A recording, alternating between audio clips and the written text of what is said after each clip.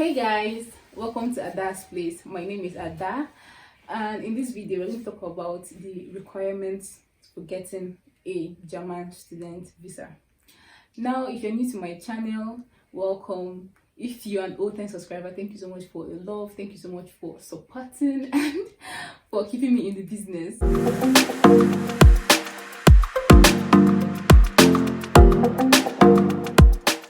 In this video, we talk about all things requirements to applying for a German student visa, all the things you need to know, all the things you need to have, depending on the kind of visa you're applying for.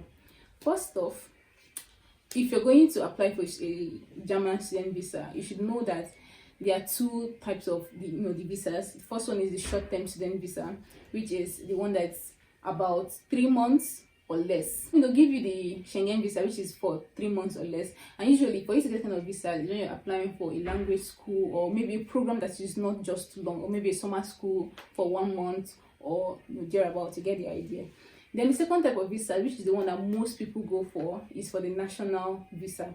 This one is for people that are applying for a program that is more than 3 months. But then again, the requirements I'm going to talk about right now are just normal requirements that you would have for you to apply for a German visa, regardless of the type of visa you're going for. But then if you're going for a short-term student visa, then there's some things that wouldn't really apply.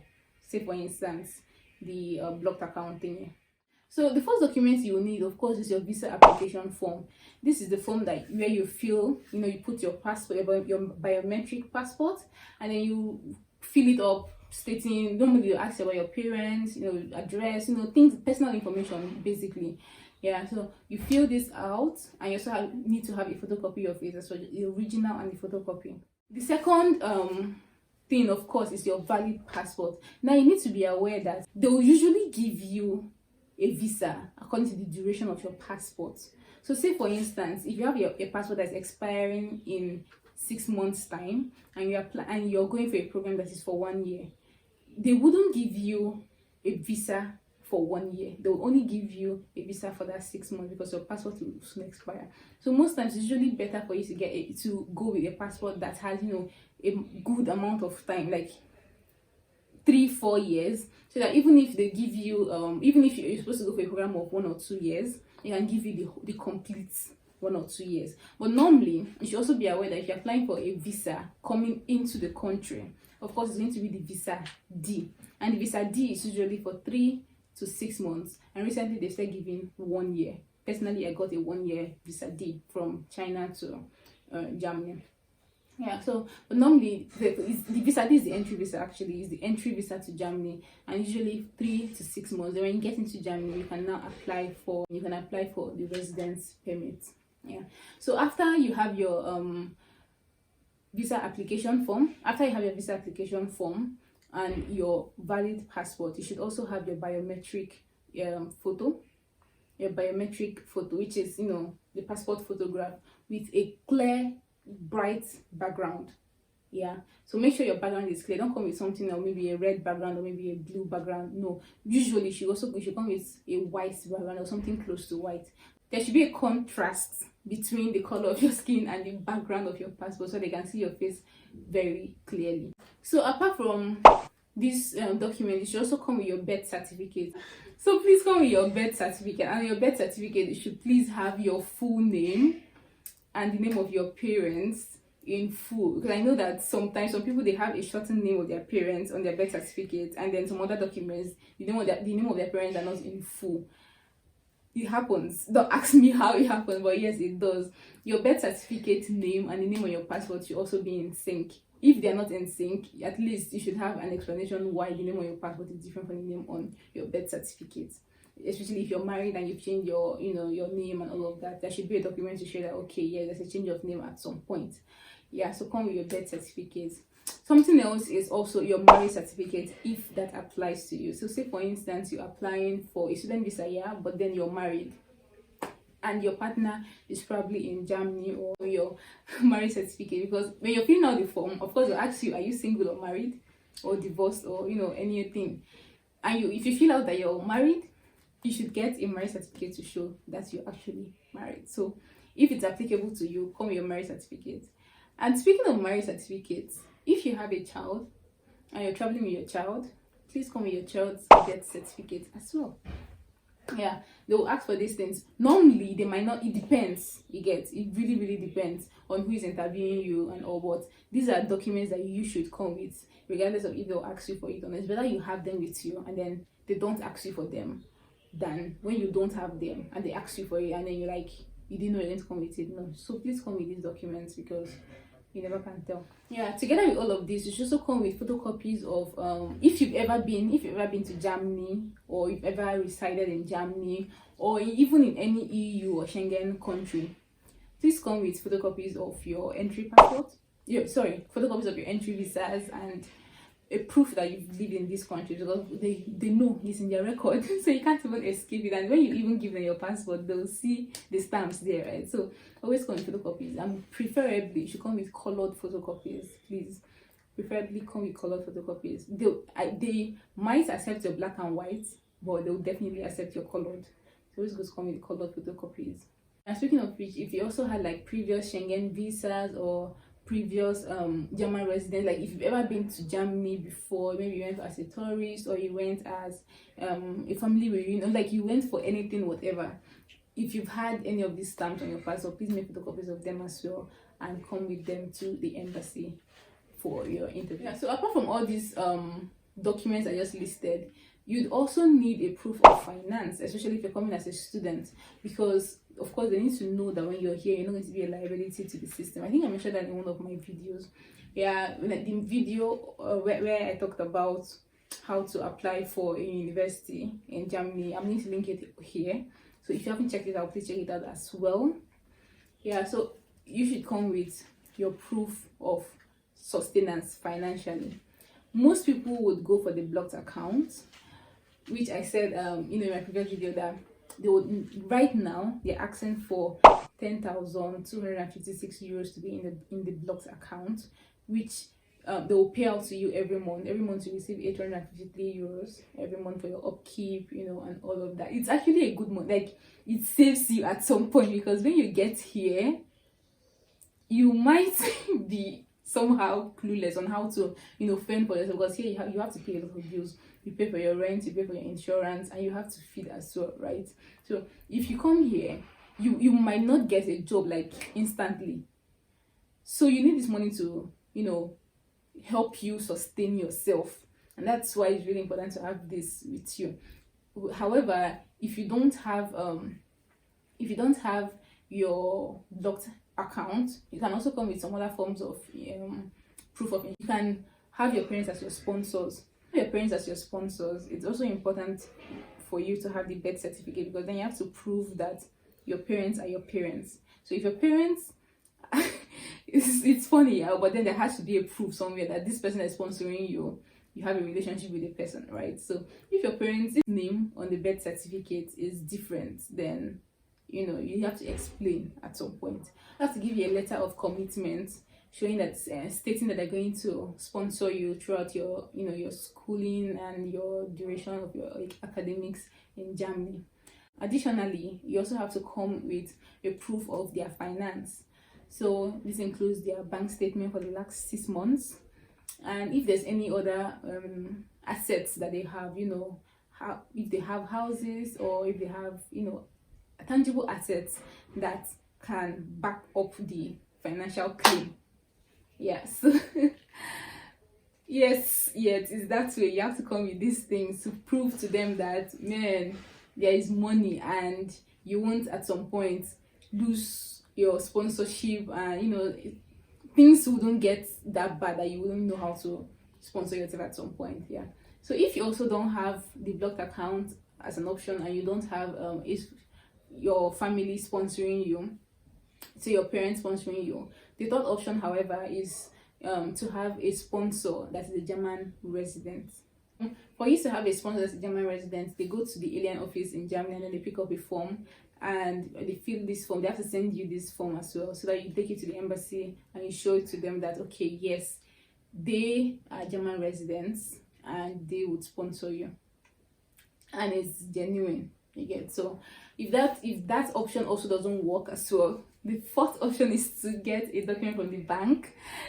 Yeah, so you get a bank guarantee, and this bank guarantee has to be from a bank recognized in Germany. So you don't just go to any random bank or any bank in your country and just bring something to say, okay, you are going to sponsor me. No. So yeah, the bank has to be recognized in Germany. After looking at all these options, you find out that the easiest one is just to get the deduct account. Your parents can decide, or whoever can decide to put money in the account for you. But once you have the deduct account, I mean, it's in your name, everything is there, you can always go with it. That's why most people go for the deduct account, because all the other ones might be a little bit difficult kind of to get. And sometimes too, when you come with all these sponsors, they might not really buy the idea. You get, like, to increase your chances of getting the visa, just go with your blocked account. Yes, I hope that makes sense. Yeah, so apart from your proof of finance, you also have to bring a proof that you are actually going to be a student in Germany. And of course, the best way to prove this is by bringing your enrollment certificate. Your enrollment certificate should also state that your program is not going to be less than 6 months, and it's going to be more than 18 hours per week of studying. Yeah. And normally, before the school gives you this enrollment certificate, you should have paid a bit of this fees. That's if you're going to pay school fees. If you're going to a school that actually requires school fees, you would have paid a bit of the fees. If you're going to a school that does not require paying school fees, but you're required to pay a semester due, then you would have paid your semester due for that semester for them to send this enrollment certificates to you. So yeah, you go with it and it proves that you're a student. However, if you're going for a language course, like study, you're going as a language student, you should also bring a proof that you have paid for the language class for at least 3 months.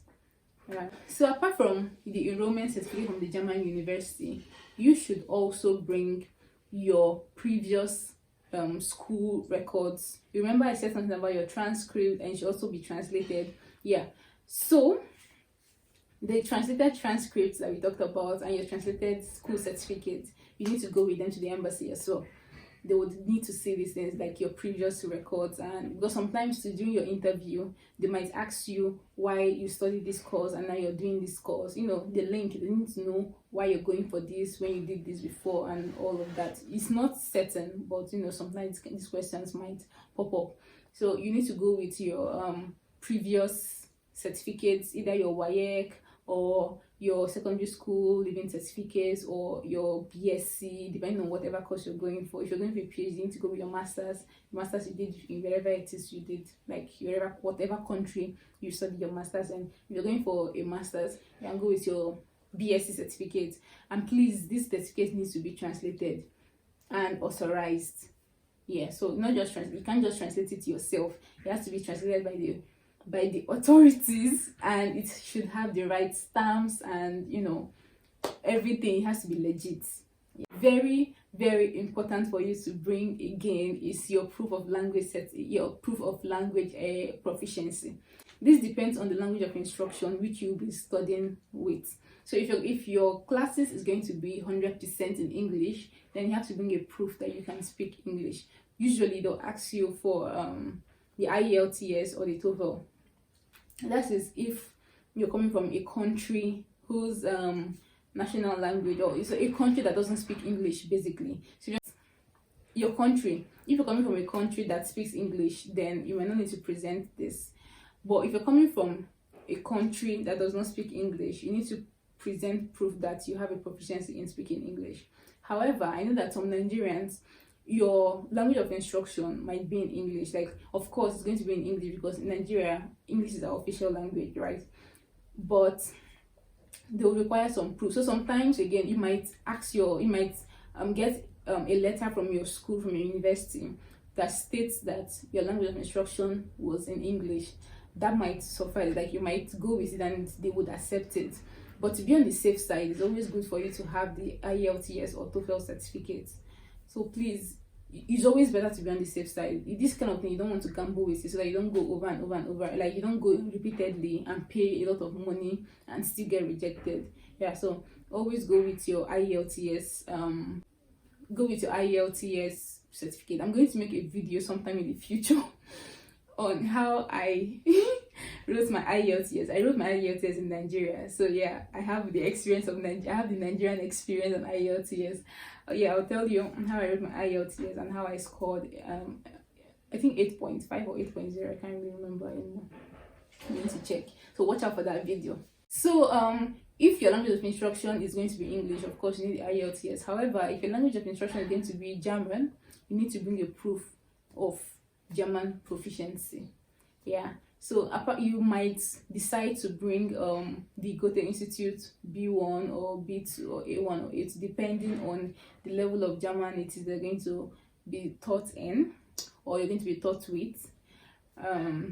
Yeah. So just check the exact certificate, the correct certificate, depending on the language of instruction for your education. If your program is going to be in both German and English, then please bring both German and English certificates, because you need to prove that you can speak both languages, right? Yeah. So yeah, you need to bring a proof that you can speak either German or English or both.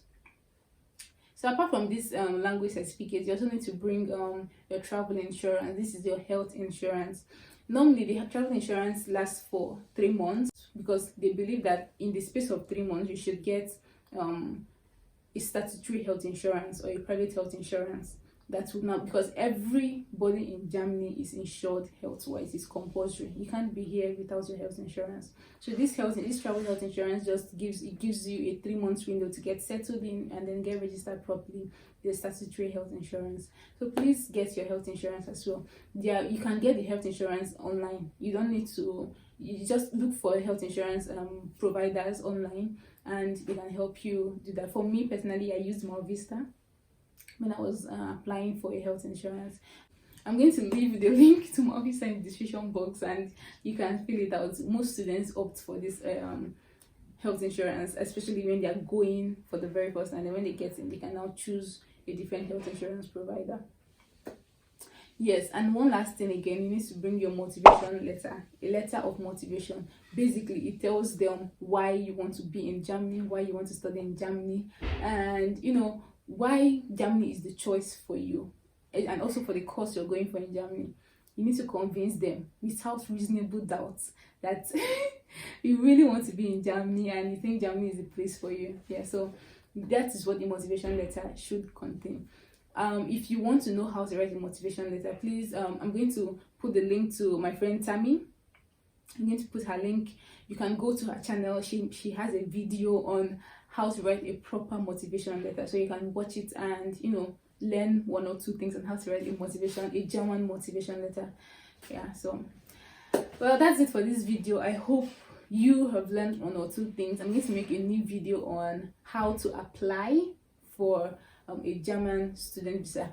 This one is just the requirements you need. Yeah, so I hope you like it. Please give it a thumbs up if you do, and leave comments in the comment section. I want to also know if there's anything I'm missing out, anything that I didn't mention, or something that you think should be said. Comments in the comment section. If there's something you think I missed, or something that is different from my own experience, if you had a different experience, please put down in the comment section. And yeah, I forgot to even mention from the very beginning, this should be the first thing I should say.